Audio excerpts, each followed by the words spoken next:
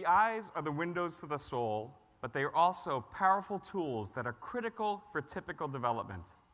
When infants are making eye contact, they are engaging in social interaction that creates an opportunity for learning about facial expressions, emotions, and language.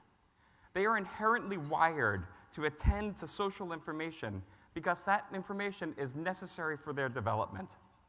Poor eye contact is a hallmark symptom of autism, and the symptom starts very early, so early that it may in fact contribute to the development of the disorder by limiting learning opportunities.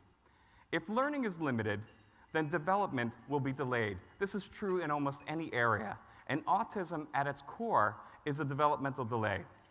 Let's watch this short video that very clearly demonstrates how limited eye contact can practically eliminate a learning opportunity.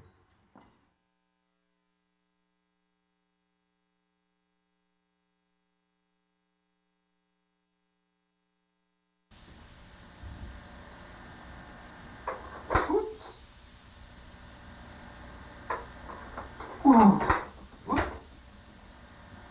There he goes.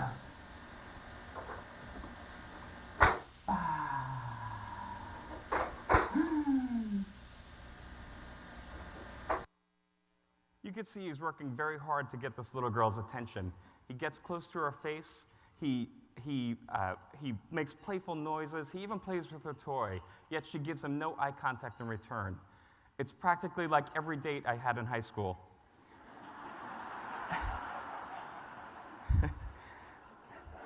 This little girl was eventually diagnosed with autism, not only because of her poor eye contact, but because of a number of other symptoms that eventually developed, like delayed language and restricted interests. The problem is many professionals will wait until other symptoms emerge before officially diagnosing autism, which is the problem. Diagnosis of autism can be made as early as 18 months, but the average age of diagnosis isn't until almost 5 years. That's because the current system for screening and diagnosis is broken.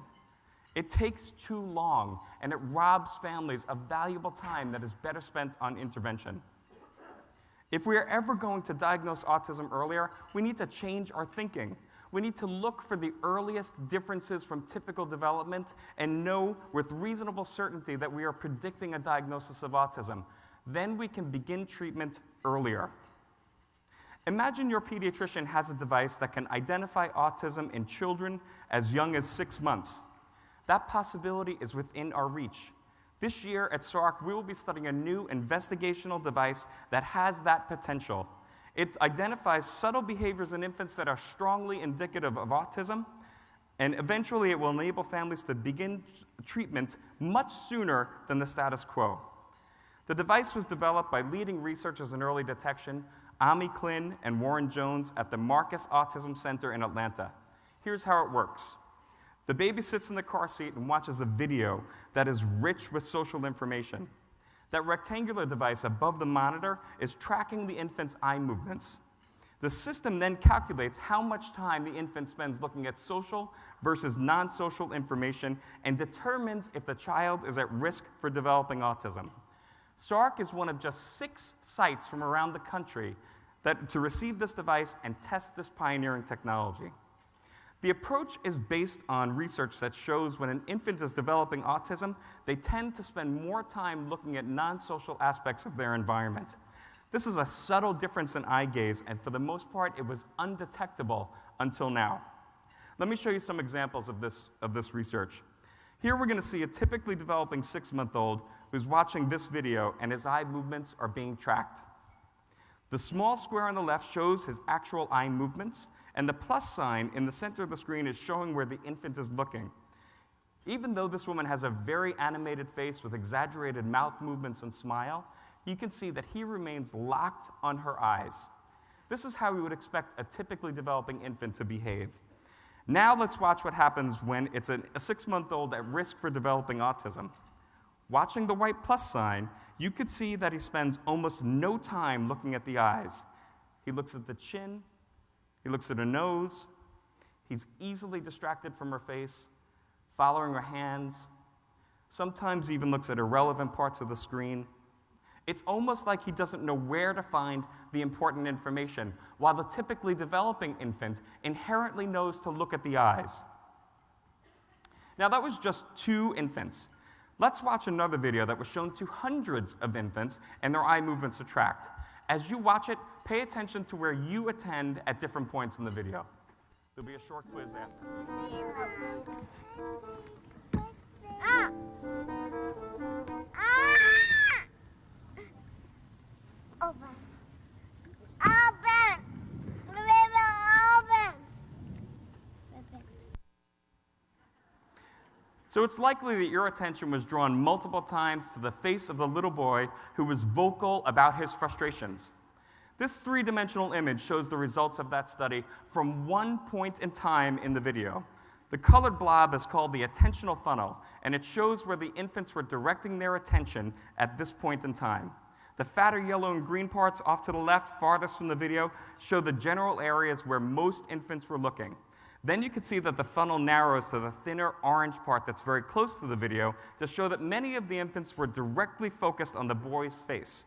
Now let's add the attentional paths of the infants that went on to develop autism. You could see the paths are clearly different from the typically developing infants. They appear to be scattered. Again, they almost don't know where to look. When a child looks away from social information, that is one missed opportunity for learning. These studies show us that a child who will develop autism has an average of 570 missed opportunities for learning in just 5 minutes of video. That means in real life, there could be as many as 13,680 missed opportunities in just 2 hours. So imagine how many missed opportunities there are in one full day, in a week, a month, or a year. That many missed learning opportunities will easily lead to delayed development and the onset of new symptoms of autism. Only then can we officially diagnose autism. If we act first at the early warning signs, then we might be able to prevent those new symptoms from ever developing. Early detection is critical for optimal outcomes. It's what drives SARRC to continue to develop and test the latest methods for early detection. This device shows great promise for being a reliable mechanism to diagnose autism in infancy, affording the most amount of time for treatment. This is why we are so excited about this current project. When this eye tracking device is in every pediatrician's office in the nation, then early detection and optimal outcomes will be the status quo for every child at risk for developing autism. So you could see that the eyes are not only the windows to the soul, but they are also a window to a brighter future for people with autism and their families. Thank you.